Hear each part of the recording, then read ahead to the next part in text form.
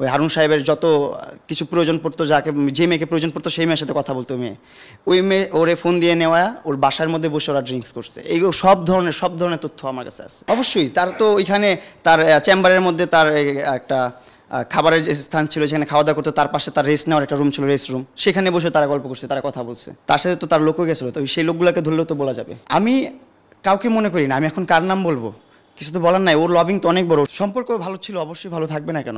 সে সবার সাথে ভালো সম্পর্ক রাখে, তার সময় সুযোগ মতো ব্যবহার করার জন্য সবার সাথে সম্পর্ক রাখে।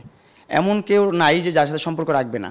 এখন যেই দল ক্ষমতায় আসবে তার সাথেও সে ভালো সম্পর্ক রাখবে, তার সাথেও তাল মিলাবে, তার সাথেও ইয়া করবে যেন তার ক্ষমতা সে খাটাতে পারে, সে যেন তার সুবিধা মতো ব্যবহার করতে পারে। এইগুলা না বলাই ভালো, এগুলা থাকে, এগুলো আর বলতে চাই না আমি। আছে অনেক আছে, অনেকগুলো আছে, একটা দুইটা নাই এমন না, আছে, এটা হিন্দি দিলাম।